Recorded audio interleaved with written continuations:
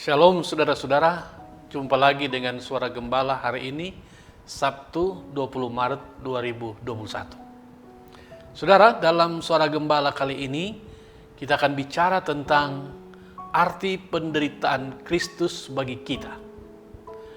Tema kita ini didasari oleh firman Tuhan yang terdapat dalam Yesaya 53 ayat 5. Firman Tuhan ini berkata begini, tetapi dia tertikam oleh karena pemberontakan kita, dia diremukkan oleh karena kejahatan kita.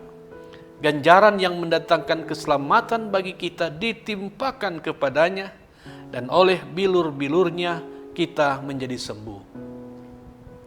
Saudara, ketika kita melakukan sesuatu hal, apalagi hal yang kita lakukan itu sesuatu yang besar dan penting, dan dalam rangka melakukan itu ada harga yang harus kita bayar.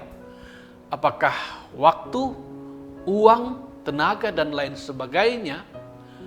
Maka pasti kita melakukan semua itu karena ada sesuatu hal yang besar dan penting yang hendak kita capai, yang ingin kita raih, yang hendak kita miliki. Sebagai contoh saudara, ketika kita sakit, kita pergi ke dokter. Tentu saja kita pergi ke dokter agar kita boleh diobati dan menikmati kesembuhan. Contoh yang lain adalah, ada orang bersekolah sampai jenjang S3. Bahkan gelar S3-nya bukan cuma satu, malah lebih. Untuk apa? Agar dia boleh memiliki ilmu pengetahuan dan melakukan hal-hal yang besar dan bermanfaat dengan ilmu dan pengetahuannya itu. Masih banyak contoh lainnya yang dapat kita angkat untuk menjelaskan bahwa ketika kita melakukan hal-hal yang besar dan penting, selalu ada maksud dan tujuan dari apa yang kita lakukan itu. Begitu juga ketika kita bicara tentang penderitaan Kristus. Maka penderitaan yang berujung pada kematian Yesus itu dijalani dan dilakukan Yesus karena memang ada satu maksud dan tujuan mulia di balik tindakan Yesus itu, yaitu keselamatan kita, keselamatan umat manusia. Saudara, jauh sebelum Yesus mengalami dan menjalani penderitaan, seorang hamba Tuhan yaitu Yesaya sudah menubuatkan bahwa hal itu akan terjadi. Sebagaimana kita sudah baca dan dengarkan dari Yesaya pasal 53 ayat 5. Realitas penderitaan yang dijalani Yesus itu bisa saja menimbulkan pertanyaan lainnya, yaitu mengapa demi keselamatan kita Yesus harus menderita, bahkan menderita sampai mati? Pertama, karena penderitaan harus dijalani oleh Yesus akibat keberdosaan kita, keberdosaan manusia.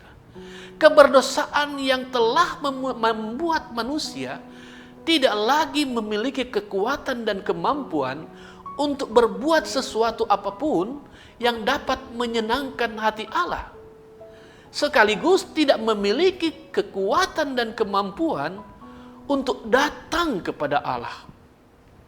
Hanya dan oleh penderitaan, bahkan kematian Kristuslah, maka manusia yang berdosa itu mendapatkan perkenanan Allah dan memperoleh jalan untuk sampai kepada Allah. Itulah yang dinyatakan oleh Rasul Paulus dalam Roma 5 ayat 6. Karena waktu kita masih lemah, Kristus telah mati untuk kita, orang-orang durhaka. Sekalipun kita manusia telah berbuat dosa, kita telah durhaka kepada Allah yang maha baik, tapi bukan kita yang harus menderita dan menanggung kejahatan dan kedurhakaan itu, melainkan Yesus Kristus sendiri. Yang kedua, karena penderitaan yang harus dijalani oleh Yesus itu adalah sesuatu yang telah ditentukan dan ditetapkan oleh Allah sendiri menurut otoritas dan kedaulatannya. Bahwa pasti ada banyak pilihan, ada banyak jalan yang dapat dipilih oleh Allah selain penderitaan dan kematian Kristus. Namun, pada akhirnya Allah memilih via dolorosa atau jalan penderitaan yang harus dilalui Yesus karena Allah hendak menyatakan kehendak dan kemauan Allah sendiri. Sebagaimana Roma 5 ayat 6b, Kristus telah mati untuk kita orang-orang durhaka pada waktu yang telah ditentukan Allah. Kita semua tentu tahu dengan pasti tidak ada satupun atau tidak ada apapun yang dilakukan Allah yang salah, yang tidak sesuai rencana. Segala sesuatu yang direncanakan, dilakukan Allah pasti benar, pasti tepat, dan pasti baik. Yang ketiga, saudara, penderitaan dan kematian Kristus harus dialami Yesus karena Allah mengasihi kita. Hal ini ditegaskan oleh penginjil Yohanes sendiri sebagaimana ditulis dalam Yohanes 3 ayat 16. Sejajar dengan Yohanes 3 ayat 16 itu, Rasul Paulus dalam Roma 5 ayat 8 menyatakan, akan tetapi Allah menunjukkan kasih setianya kepada kita oleh karena Kristus telah mati untuk kita ketika kita masih berdosa. Saudara, Allah membenci kejahatan dan dosa kita. Namun tak sekalipun Dia membenci kita, karena kita adalah ciptaannya yang paling mulia, yang diciptakannya sesuai dengan citra atau gambar dirinya sendiri. Akhirnya, saudara, penderitaan, bahkan kematian Yesus Kristus hendaknya melahirkan suatu kepercayaan yang sungguh-sungguh dalam diri kita, sekaligus adanya kesediaan dari diri kita untuk berkorban baginya. Kepercayaan dan pengorbanan kita itu sendiri diinspirasi oleh Yesus Kristus, sekaligus menjadi suatu motivasi yang melahirkan tekad dan usaha yang sungguh-sungguh untuk selalu mempersembahkan yang terbaik bagi kemuliaan namanya.